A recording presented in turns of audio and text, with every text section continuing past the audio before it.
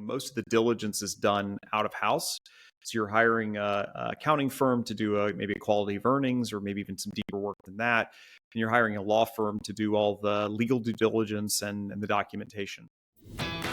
Welcome to a brand new episode of the M&A Mastermind podcast presented by Cornerstone International Alliance. I'm your host, Nick Olson. On this show, I get the opportunity to talk with the brightest minds in lower middle market M&A. Together, we discuss industry intelligence, deal management, shared successes, specialized expertise, and much more.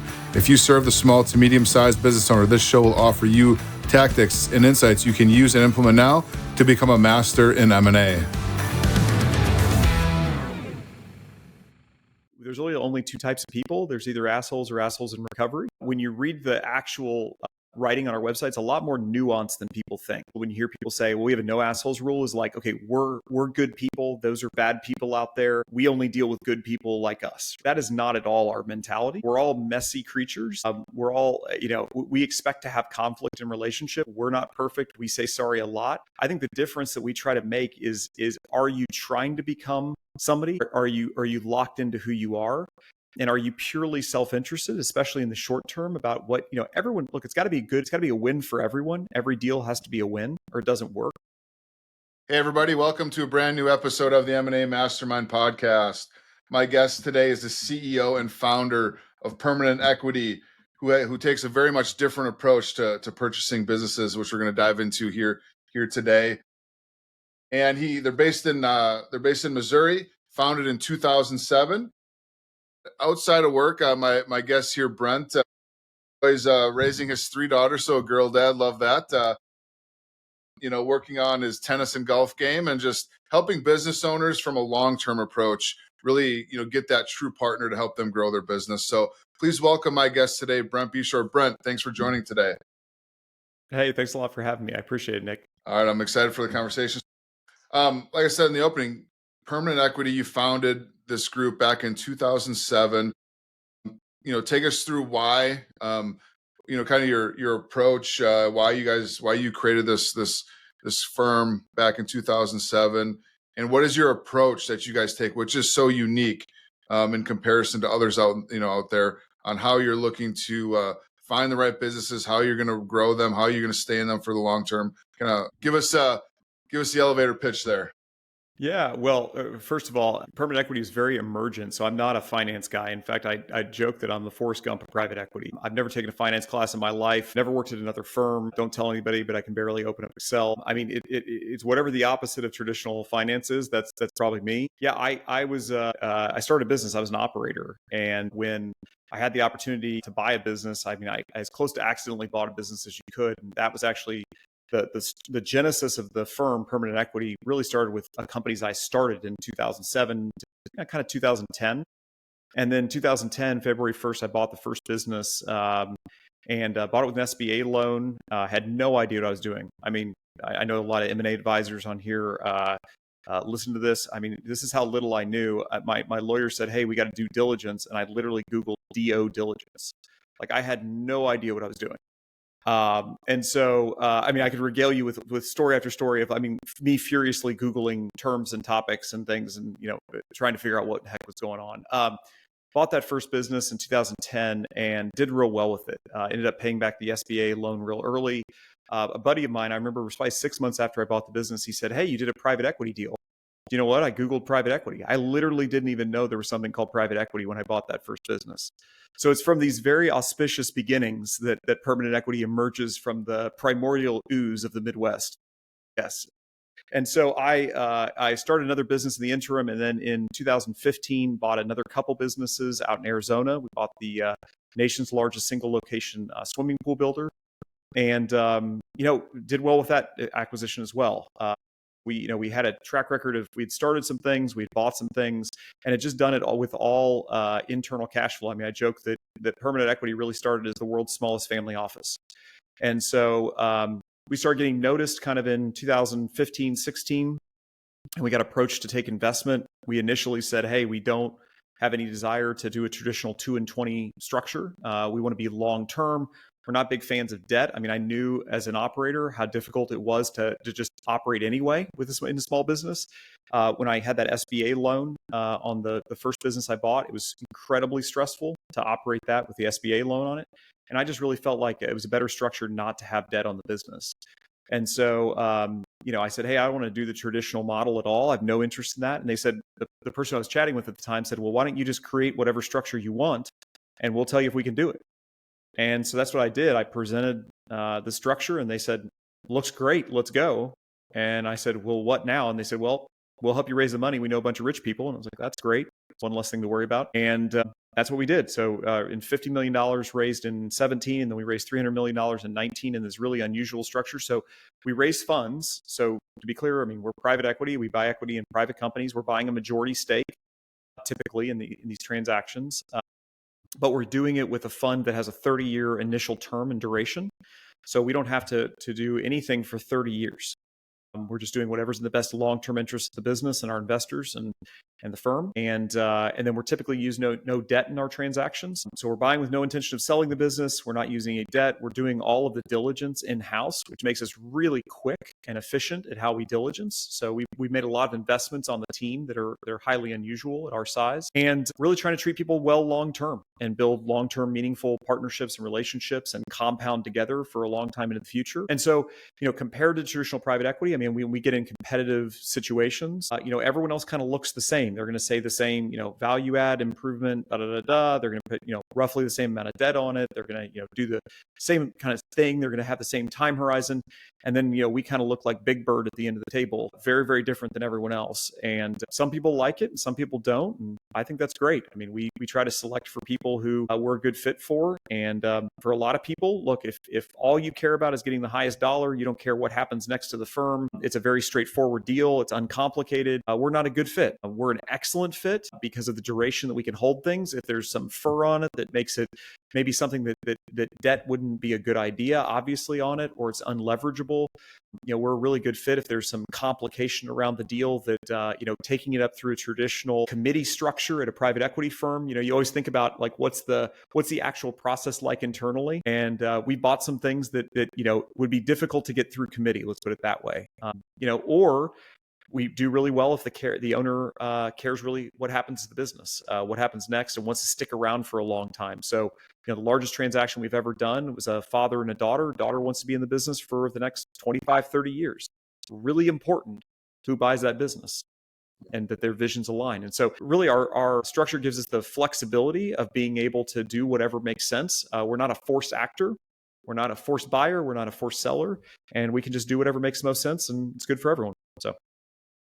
Yeah, that is definitely a unique approach. So would you say, when you're competing for deals, like I said, you're very much different than traditional private equity. Your long-term, play of, 30 years or whatever that might be, obviously is unique.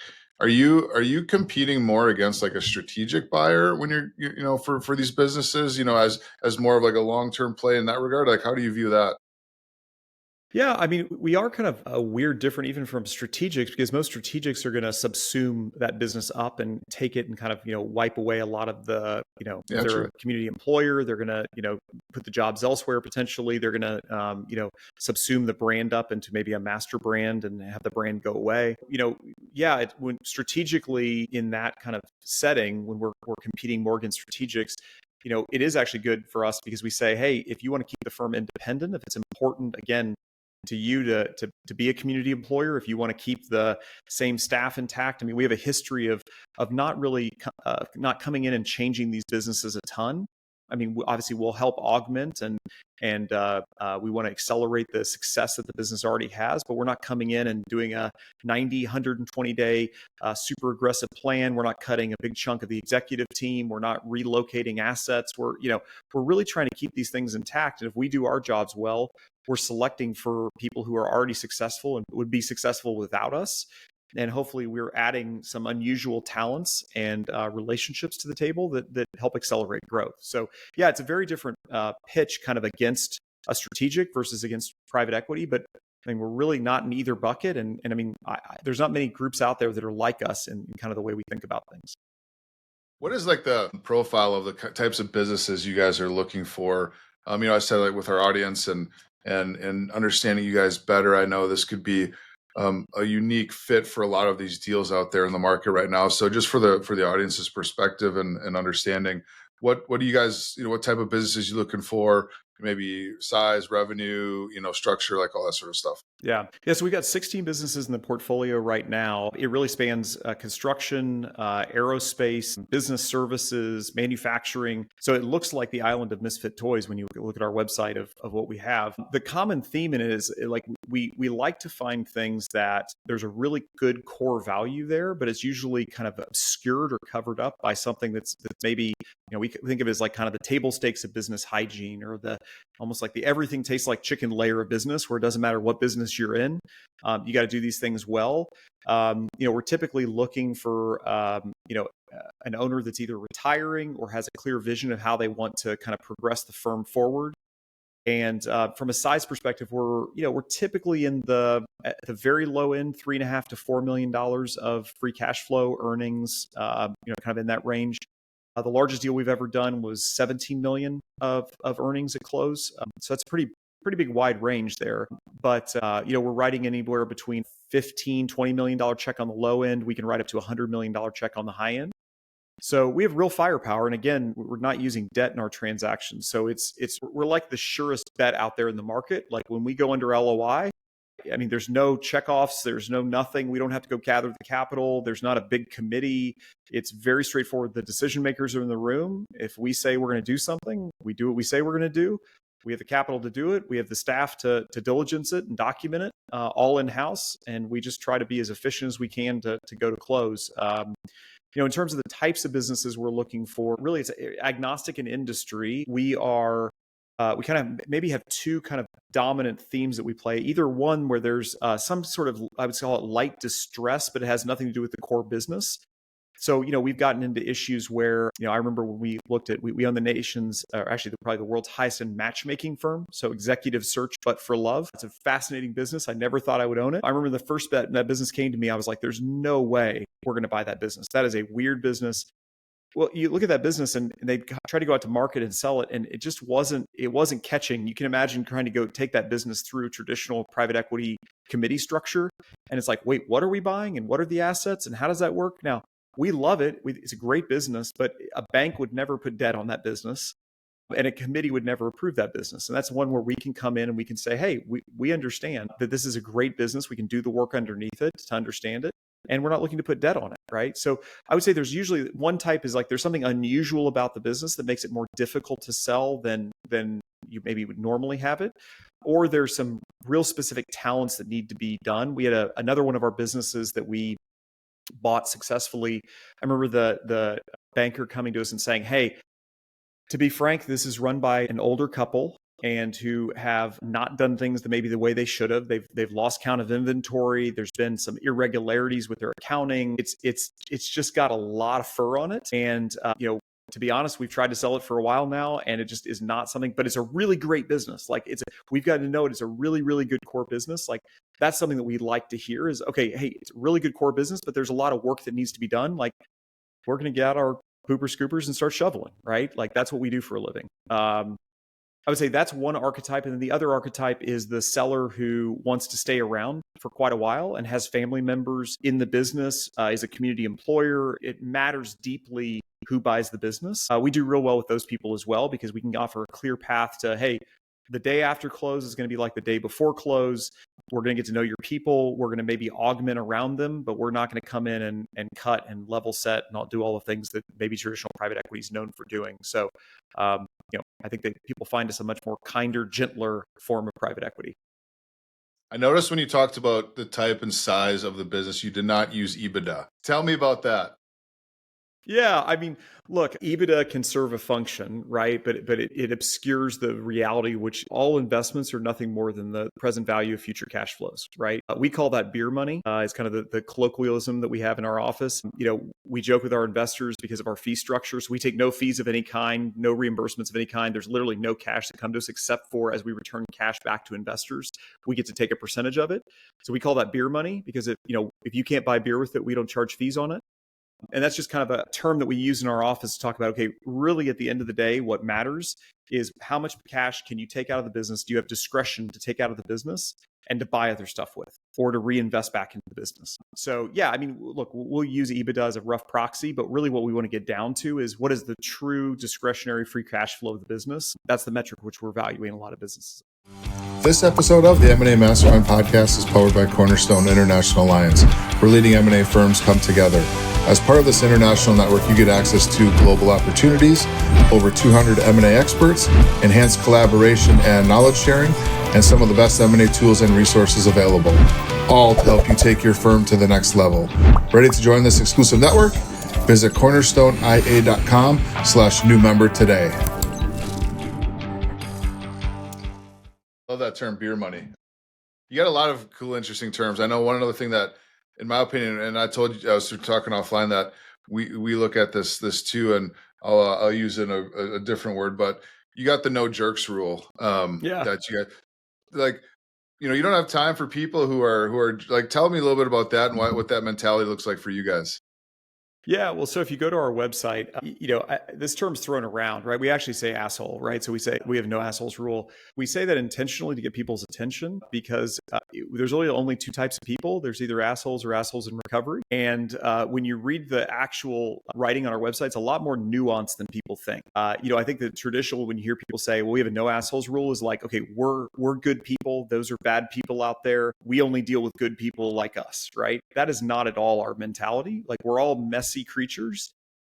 We're all, we expect to have conflict in relationship. We're not perfect. We say sorry a lot. I think the difference that we try to make is are you trying to become somebody? Are you locked into who you are? And are you purely self-interested, especially in the short term, about what, everyone, look, it's got to be good. It's got to be a win for everyone. Every deal has to be a win or it doesn't work.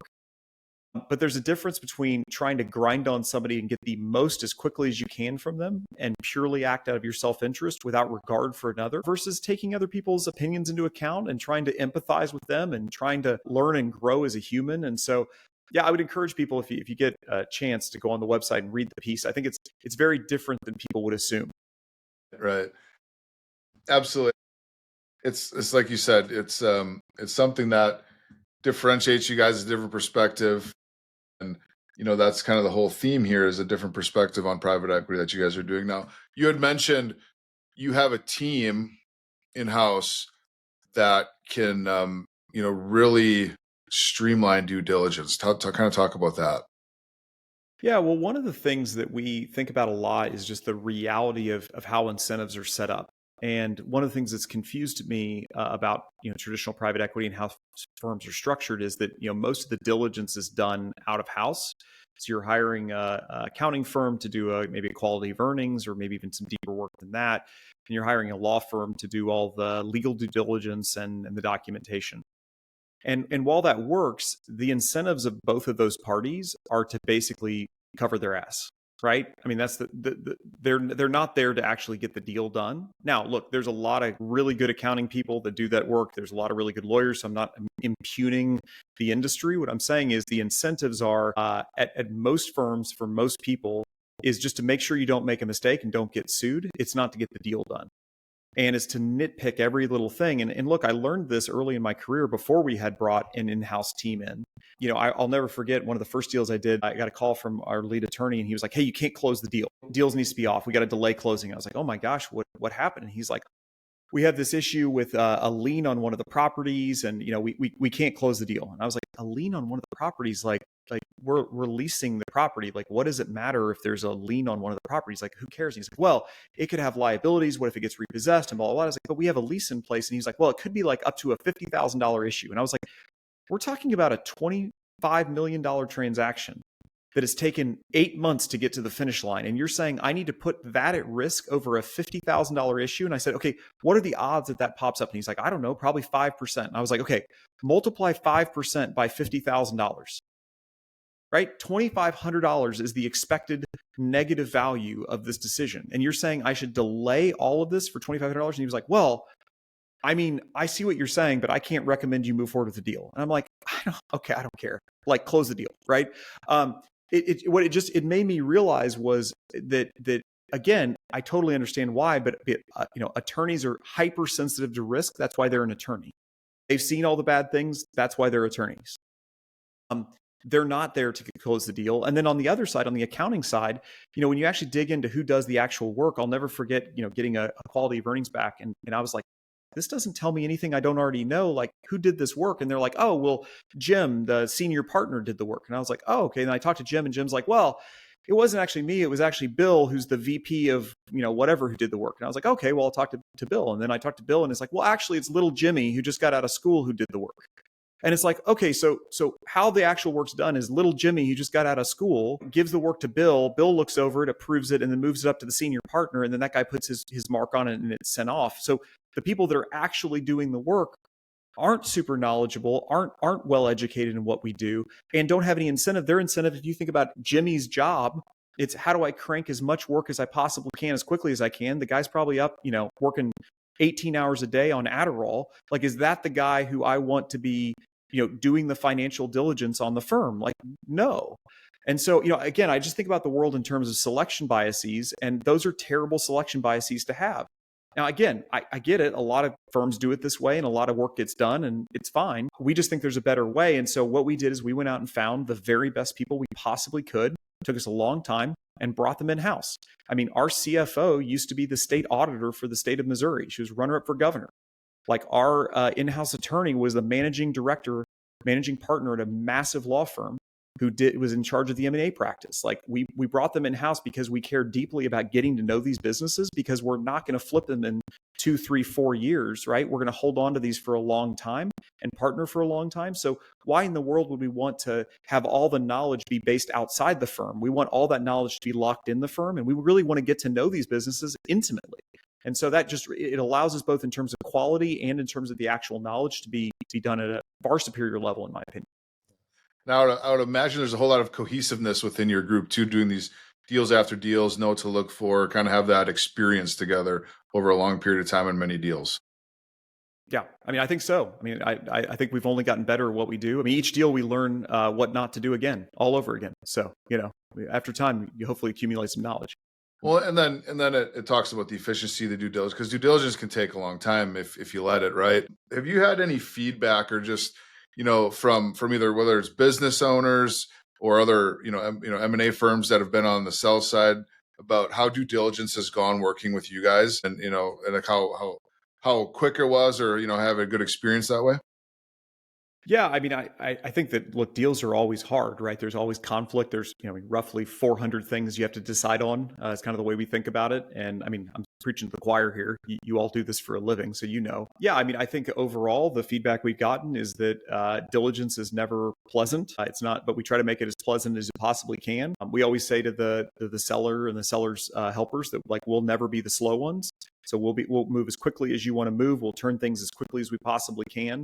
So oftentimes, I think the rhythm, if there's anything, there's maybe a frustration that there's we're turning things in 24 to 48 hours, and then we're having to wait, a week to 2 weeks to get something back. And then we're turning it again in 24 hours, and then we're waiting a week or 2 weeks to get something back. So yeah, I mean, I think that there's feedback that it certainly works well. I'm not sure in some cases that it accelerates that much, just because of the nature of who's on the other side doing the work there. Yeah, we've closed a deal from start to finish in, under 40 days before. So I mean, it can happen. That's not the norm. Again, I mean, I'd say one of the main challenges that we run into working with M&A advisors is, and I don't think this is pervasive, but it's almost like they don't want you to have any relationship between the buyer and the seller prior to closing. It's like the weirdest thing, right? It's almost like, hey, we want to try to, jam this thing as quickly as we possibly can. I mean, the old adage, time kills all deals, is absolutely true. A lack of relationship also kills deals. And so, one of the things we try to fight as well is, hey, we're going to have all of this work being done over here to get to know double checking everything and making sure we understand all the things that are going on. But at the same time, we need to be building a real meaningful relationship. And so making sure that we don't bypass the relationship, with efficiency and due diligence is also something we think about a lot. Yeah, that's a really good point. And do you have any, things that you guys would like to see to develop? Like, are there some things that we can do as M&A advisors to kind of cultivate that start a relationship, building it over time before? Because, Do you what are some risks in your opinion from that might be there as to why someone wouldn't? Because like you said, you're gonna be spending a lot. You're spending a lot of time together during due diligence. Obviously, you're entering into this partnership post close. So like, yeah, just the kind of weird concept to me too as to why you wouldn't want to be able to develop that relationship during this process. Yeah, I mean, I think, look, some M&A advisors that we've experienced out of fear, they know their clients and they know that they're not all that they say they are. It's kind of like you go on the first date with somebody and you're like, this person's amazing. They have no flaws. And then you go on your fifth and sixth and seventh date, you get engaged, then you get married, and it turns out the person is a human and has flaws and shortcomings.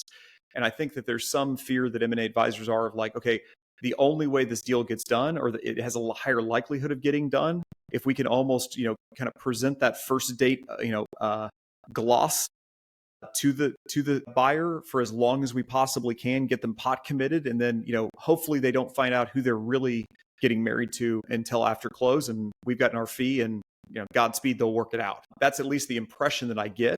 And I think that there's always a paranoia to, I shouldn't say always, sometimes a paranoia about maybe advisors who have gotten burned from people having a relationship and direct, sort of communications that then, they get sideways, or they try to negotiate nefariously on the side or doing something like that. And so there's always like a little bit of like a chaperoning that occurs, which is always funny to me. It's like, we go on site visits with somebody, and there's like the junior M&A guy who like has to chaperone us around, like the buyer and the seller around, like, walk behind us and make sure that, no one says anything they shouldn't. It's stuff like that where you're like, hey, we're big boys and girls. We can handle ourselves. It'll be okay. You can give us a little slack. But I think it's the nature of it is that deals are hard. Everyone understands that, and there's a lot that can go wrong. And so the sort of the tighter the grip that the M&A advisor can have on the deal, maybe the more safety they feel in that. And I think oftentimes it's the exact opposite case, but I can see how it can come across that way. So Yeah. Obviously, you want to make sure the deal's moving forward. You got a pulse on it. You kind of in the know and making sure you can do that. But I do think it's kind of a good mix of being able to have some oversight, but also start to cultivate that relationship during that process, because I think it'll I would imagine it would help post integration, post close integration. And so when you guys I'm sure you've been in a ton of situations where you submit an LOI, you're one of 2, 3, or 4 or whatever. What is your mentality in that time of the deal? Anything you guys are doing specifically differently to kind of that's the obvious stuff that we've talked about here today, differentiating yourself. Like, take us through that kind of part of the deal, and what your thought process is when you're trying to whether it's structure, your philosophy, and going up against others at that LOI stage.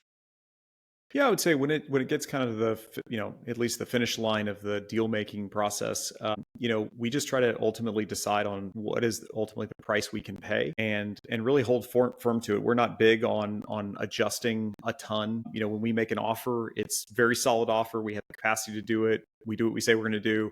Sort of an extreme reliability. We don't typically get caught up in the very flurry at the end of, hey, well, if you can get to here, and maybe if you can get to there, and all of that typically, sometimes it goes on, sometimes it doesn't. We just try to say, hey, we're happy if there's a number that they need to hit.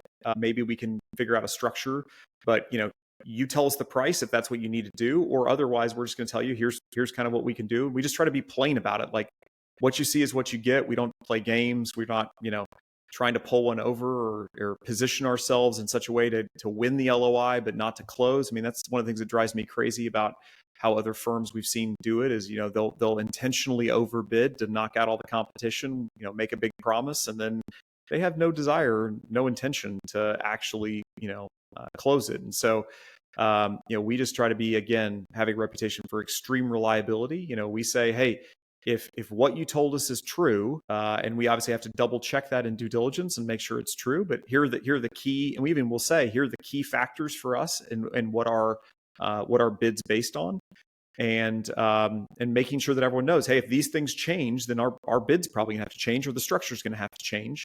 But look, if these things are true, then what we're telling you is true, and let's go to the finish line. So we just try to be plain about it. Right, right. Do you see that, happen often where, that those things that you just talked about change where then your structure has to change? Is that something that is a common occurrence from what you guys see? Well, I would say hmm, probably one out of every 4 or 5 LOIs that we go under, I would say have to change in some way, or we end up not closing. I mean, we had a deal this summer that was a huge bummer. They told us that the management team was basically in place, that the sellers were not necessary for day to day operations. They had a great CEO candidate on staff, and that everything was kind of smooth sailing. And then we get into due diligence, and we're thrilled with the deal. I mean, we're all guns blazing, ready to go. We love meeting the sellers; they were fantastic people. And then we start meeting the people who's the CEO candidate, and he wasn't a CEO candidate at all. And kind of they acknowledged, okay, well maybe he wasn't exactly a CEO candidate. And then, oh, by the way, we find out that most of the senior leadership team actually wants to leave or has plans to leave. And in fact, one of the major senior leaders wasn't even full-time employed by the company. And so it was just a very different reality than what they had told us it was. And we tried to come back to them and say, hey, we checked this before we gave you the offer, but we here are the criteria that we did, and of course no one likes to get caught. So emotions can run high, and ultimately the deal didn't work out. And we said, hey, we're happy to try to restructure the deal to make it work in the way that they want to work it. And they didn't ultimately want to do that. Ended up going a different direction. But that's where it's like, man, I just ask if there's the more truthful that the M&A advisors can be, and that they can advise their clients to be on what reality really is, hopefully you're not going to pull one over on a seller, or on a buyer. You don't want a buyer who's so stupid that they're not going to double check the things that you told them. Like that wouldn't be a good person to sell the business to anyway. So like, if the more I've just encouraged, like the more truthful, and it's like, even if the truth is hard, and even if you think it may degrade the quality of the business, quote unquote, it's going to be found out eventually. And it saves everyone a ton of time and money if it can just be known up front. So I see that's probably the biggest frustration we have with advisors, is when they just shade the truth, or they try to be very persuasive in what they're saying and very passionate about it, and then the reality just doesn't match up with the narrative. Right. Yeah, I mean, that's just, as a true ethical approach. Yeah. We always talk about, in our group, like, go ugly early, get everything out on the table, Yes, and let's deal with whatever it is, because if you, like I said, it's from your perspective, something's, the perception is you're trying to hide something. Well, then you're like, okay, like, what else are you hiding, or what, exactly. so I think that's great advice to just, there's going to be, skeletons in the closet. Let's get them out right away. Let's talk about it. Let's see how we can, move forward and fix it. And then, I think, and that, talk about relationship, that develops rapport and trust and relationship along the Exactly. process as well. Look, every single person's messy, and I've never seen a business of any size or quality that doesn't have some weird stuff when you dig into it. And so the more that you're going to find it eventually, might as well just be like, all right, here's the deal. Here's the weird stuff. Here's everything you need to know. We're not aware of anything else. Great. No problem. And we even talk about too, like, you even do that with your client, because sometimes, you hate the situation where a piece of information comes from your client that you didn't know before, just because maybe you didn't have the conversation, or they were reserved in sharing it, or whatever. So, having that conversation with your client early, so maybe it doesn't even come out, or you've addressed it before, the buyers are in the mix at all. So to have that conversation when, buyers in the mix might be a little too late.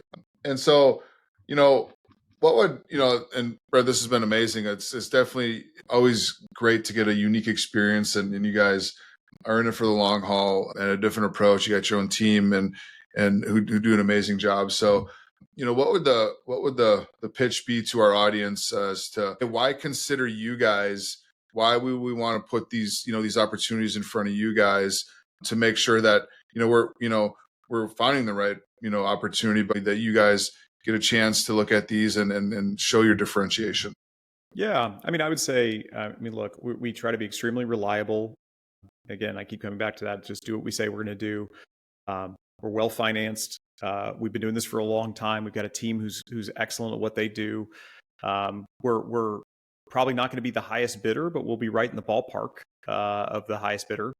And we try to be extremely flexible, and really the more relational we can be with M&A advisor, we try to be collaborative with them and how to build the bid and how to serve their client best. I mean, what we're trying to do is not to get the lowest price and to set up things for friction post close. Of course, the seller's not trying to just get the highest price and then have us realize that we overpaid for the business. Like a great deal that comes together, and I think the M&A advisor has a huge role to play in this, is collaborative in the sense of, hey, let's decide on where there's value there. And then let's decide on a structure and a way of working together that I think sets up things best for the long term. The more that we can have that relationship, and we have that, I mean, we're really thankful. We have that relationship with quite a few advisors out there where, we always say, hey, if you're just going to blast us with just a list and it's going to be blasted the same 250 people and there's really, the seller doesn't care who they sell to, like, don't worry, like we're not going to be in the mix on that. Like we usually get calls, like personal calls from M&A advisors, and they say, hey, we've got something that's got a little weirdness to it. There's some fur on it. I don't think we can put debt on it.